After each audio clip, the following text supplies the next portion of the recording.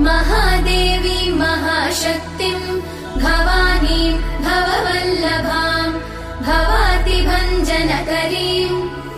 वन्दे त्वां लोकमातरम् भक्तप्रियां भक्तिगम्यां